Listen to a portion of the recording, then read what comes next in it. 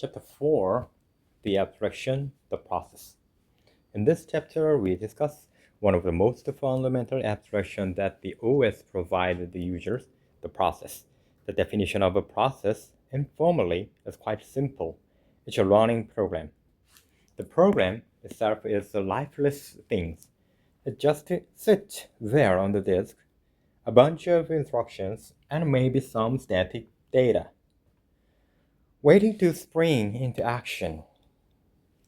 It is the operating system that takes these bytes and gets them running and transforming the program into something useful. It turns out that one often wants to run more than one program at once. For example, consider your desktop or laptop as where you might like to run a web browser, mail program, and a game, and a music player, and so forth. In fact, a typical system a typical system may be seemingly running tens of or even hundreds of processes at the same time. Doing so makes the system easy to use, as one never need to be concerned with whether the CPU is available. One simply runs the program, hence our challenge. The crux of the problem: how to provide the illusion of many CPUs, although there can be a few physical CPUs available. How can we provide the illusion of a nearly endless supply of said CPU? The OS creates this illusion by virtualizing the CPU, by running one process, then stopping it running another, and so forth. The OS can promote the illusion that many virtual CPUs exist when in fact there is only one physical CPU or a few. The basic techniques known as time sharing of the CPU so allows the users to run as many concurrent processes as they would like. The potential cost is the performance, as each will run more slowly if the CPUs must be shared. So to implement virtualization of the CPU and implement it well, the OS will need both low-level machinery and some high-level intelligence. We call the low-level machinery mechanisms low-level method or the protocol that implement a needed piece of functionality. For example, we will learn later how to implement a context switch which gives the OS ability to stop running one program and start running another a given CPU. This time-sharing mechanism employed by all modern OSs. So on the top of this mechanism decide some of the intelligence in the OS, the form of the policy in the form of policies. The policies are algorithms for making some kind of decision within the OS. For example, given a number of possible programs to run a CPU, which program should the OS run? A scheduling policy in the OS will make this decision, likely using a historical information. For example, which program has run more over the last minute. Workload knowledge. For example, what types of the programs are run, and a performance metrics. For example, is the system programming for the interactive performance or throughput to make each decision. 4.1 and the abstraction, a process. An abstraction provided by the OS of a program, a running program, is something we will call a process. As we said above, a process is simply a running program. At any instance in time, we can summarize a process by taking an inventory of the different pieces of a system it access to affect during the course of its execution. To understand what consists of a process, We thus have to understand each machine state, what a program can read or update when it is running at any given time, what parts of the machine are important to execute this program. One obvious component of the machine state that comprises the process is its memory. Instruction lies in memory. The data that a running program reads and writes sits in memory as well. Thus, the memory that a process can address called its address space is part of the process. Also, part of the process's machine state are registers. Many instructions explicitly read or update registers, and thus clearly they are important to execution of the process. Note that there are some particularly special registers that form a part of this machine state. For example, the program counter PC, sometimes called the instruction pointer or IP, tells us which instruction of the program will execute next. So similarly, a stack and associated frame pointer are needed to manage the stack for functional parameters, local variables, and return addresses. So finally, programs are often access and persistent storage devices too. Such IO information might include a list of the files that process the currently has open. So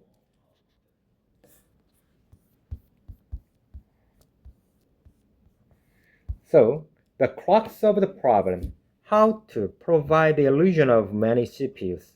Although there are only a few physical CPUs available, how can the OS provide the illusion of a nearly endless supply of the said CPUs? Tip: use time sharing and space sharing. Time sharing are basic techniques used by an OS to share a resource by allowing the resource to be used for a little while by one entity and then a little while by another, and so forth. The resource in question, for example the CPU or a network link, can be shared by many. The counterpart of the time sharing is space sharing, where a resource is divided into space among those who wish to use it. For example, disk space is naturally a space shared resource. Once a block is assigned to a file, it is normally not assigned to another file until the user deletes the original file. The tip: separate policy and mechanism. In many operating systems, a common design paradigm is to separate high-level policies from their low-level mechanisms. You can think of the mechanisms as providing the answer to how question about a system. For example, how does an operating system perform a context switching? The policy provides the answer to which question. For example, which process should the operating system run right now? Separating the two allows one easily to change policies without having to rethink the mechanism, and is thus a form of modularity, the general software design principle. Section 4.2 and a process API. Though we defer discussion of a real process API until the subsequent chapter, here we first give an idea of what must be included in any interface of an operating system. These APIs, in some form, are available on any modern operating system. Create. An operating system must include some method to create new processes. So when you type a command into the shell or double-click on an application icon, the OS is invoked to create a new process to run the program you have indicated. Destroy, as there is an interface for process creation. Systems also provide an interface to destroy a process forcefully. Of course, many processes will run and just exit by themselves when complete. When they don't, however, the user may wish to kill them, and thus an interface to halt a runaway process is quite useful. Wait. Sometimes it is useful to wait for the process to stop running. Thus, some kind of waiting interface is often provided. Miscellaneous control. Other than killing or waiting for the process, there are sometimes other controls that are possible. For example, most operating systems provide some kind of method to stand a process, stop it from running for a while, and then resume it, continuing running. Status. There are usually interfaces to get some status information about the process as well, such as how long it has to run for, or what state it is in. Figure 4.1, Loading from a program to process. Section 4.3, the process creation. A little more in detail. One mystery that we should unmask a bit is how programs are transformed into processes. Specifically, how does the OS get a program up and running? How does the process creation actually work? The first thing that the OS must do run a program is to load its code and static data, for example, initialized variable, into memory. So, into the address of the process, any programs initially reside on disk or in some modern system, flash-based SSDs. In some kind of executable format, thus the process of loading a program and static data into memory requires the OS to read those bytes from disk and place them in memory somewhere, as shown in figure 4.1. In early or simple operating systems, the loading process is done generally. That is, all one at once before running the program. Modern OSs perform the process rapidly, that is, by loading pieces of code or data only as they are needed during program execution. To truly understand how rapid loading of pieces of the code and data works, you'll have to understand more about the machinery of paging and swapping. Topics we'll cover the future when we discuss virtualization of memory. For now, just remember that before running anything, the OS clearly must do some work to get the important program ditched from disk into memory. Once the code and static data are loaded into memory, there are a few other things the OS needs to do before learning process. Some memory must be allocated for the program, runtime stack, or just a stack. As you should likely already know, C programs use the stack for local variable, function parameters, and return addresses. The OS allocates this memory and give it to the process. The OS will also likely initialize the stack with arguments. Specifically, it will fill in the parameters to the main function, that is, argc and argv array. The OS may also allocate some memory for the program's heap. In C programs, the heap is used for explicitly requested dynamically allocated data. Programs request such space by calling memalloc, are freed explicitly by calling free. The heap is needed for the data and structures such as linked lists, hash tables, trees, and other interesting data structure. The heap will be small at first, and the program learns and requests more memory via Memlock Library API. The OS may get involved and allocate more memory to process to help satisfy such calls.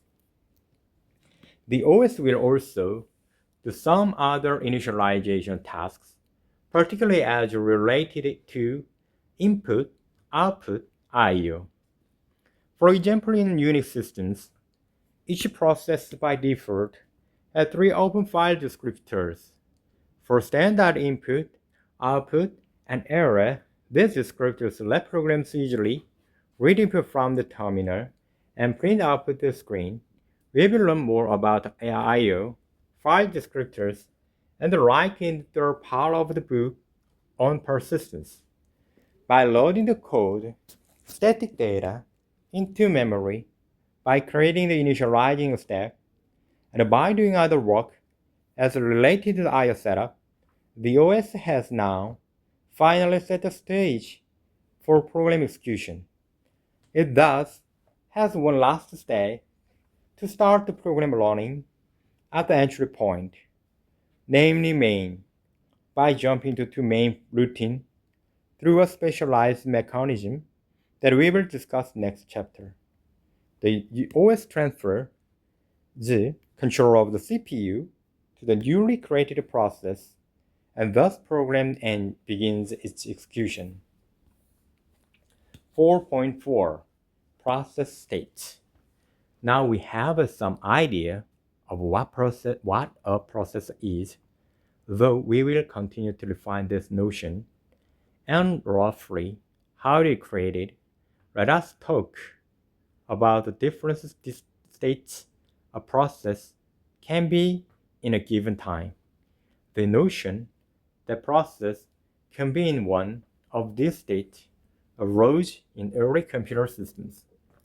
In a simplified view, a process can be in one of three states. Running in the running state, a process is running on a processor. This means it is executing instructions. Ready. In the ready state, a process is ready to run, but for some reasons, the OS has chosen not to run in at this given moment. Figure 4.2 Process State Transition Blocked. In the blocked state, a process has performed some kind of operation that makes it not ready to run until some other event takes place. A common example: when a process initiated an I/O request to a disk, it becomes blocked and thus some other process can use the processor. If we were to map this state to a graph, we would arrive at the diagram and figure 4.2.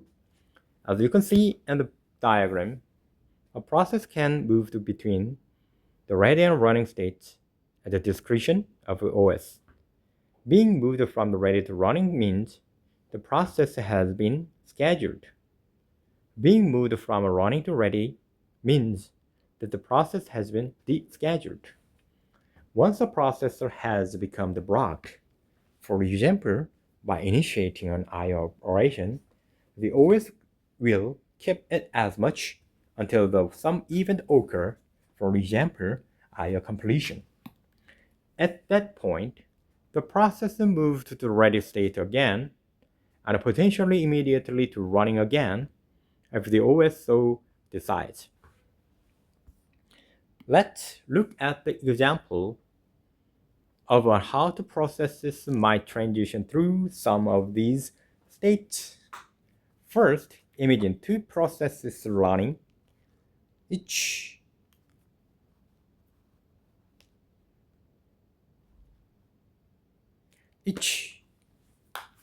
of which only use CPU.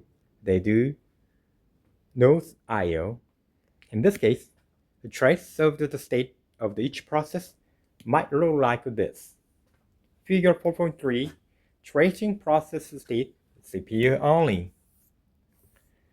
Figure 4.4, tracing CPU state, CPU and I/O. And then in this next example, the first process issues an I/O after learning for some time. At the point, the process is blocked, giving the other process a chance to run. Figure 4.4 shows a trace of this scenario. Most specifically, process 0 initiated an I/O and becomes blocked waiting for it to complete. Processes become blocked, for example, when reading from a disk or waiting for a packet from a network. The OS recognizes process 0 is not using the CPU and starts running process. While the process is running, the I/O completes, moving process 0 back to ready. Finally, process 1 finishes and process 0 runs when it's done. Note that there are many decisions the OS must make, even in a simple example. First, the system had to decide to run process 1 while process 0 issued to an I/O. Doing so improves resource utilization by keeping the CPU busy. Second, the system decided not to switch back to the process 0 when its I/O completed. It is not clear if this is a good decision or not. What do you think? These types of decisions are made by the OS scheduler, a topic we will discuss a few chapters in the future. 4.5 Data Structures. The OS is a program, and like any program, it has a key data structure that tracks various relevant pieces of the information to track the state of the process. For example, the OS likely will keep some kind of a process list of 4 processes that are ready and some additional information to track which process is currently running. So the OS must also track in some way blocked processes when an I/O event complete. The OS should make sure the correct process are ready to run again. Figure 4.5 shows us what type of information an OS needs to track about each process in a x86 kernel. The similar process structures exist in real operating systems such as Linux, Mac OS X, or Windows. Look them up and see how much more complex they are. From the figure, you can see a couple of important pieces of information the OS tracks about the process. The register context will hold for a stopped process. The contents of registers. When a process is stopped, each registers will be saved into memory location by restoring these registers. That is, placing their values back into actual physical edge registers. The OS can resume the training process. We'll learn more about this technique known as context switching in future chapters. You can also see from the figure that there are some other states a process can be in beyond the running, ready, and blocked. Sometimes a system will have an initial state that a process is and when it is being created. Also, a process could be placed in a final state where it has exited but has not been yet cleaned up. In Unix-based systems, this is called a zombie state. The final state can be useful as it allows other processes, usually parent that created a process, to examine the written code of a process and see if the just finished process executed successfully. Usually, program return to 0 in Unix-based systems when they have accomplished the task successfully and non-zero otherwise. When finished, the parent will make one final call, for example, wait for the completion of a child, and also indicate the OS that can clean up any relevant data structures that refer to a now extinct process. Aside data structure, the process list. Operating systems are replete with various important data structures that we will discuss in this note. The process list, also called the task list, is the first data structure for such structure. It is one of the simpler ones, but certainly any OS that has the ability to run multiple programs at once will have something akin to this structure in order to keep track of all the running programs in the system. Sometimes, people refer to an individual structure that stores information about process as a process control block, PCB, a fancy way of talking about a C structure that contains information about each process, also sometimes called process descriptor. 4.6 Summary. We have introduced the most basic abstraction of the OS, the process. It's quite simply viewed as a running program. With this conceptual view in mind, we will now move on to the nitty-gritty, the low-level mechanism needed to implement the processes, and the higher level of policies required to schedule them in an intelligent way. By combining mechanisms and policies, we will build up our understanding of how an operating system virtualizes the CPU. Aside key process terms. The process is a major OS abstraction of a running program. At any point in time, the process can be described by each state.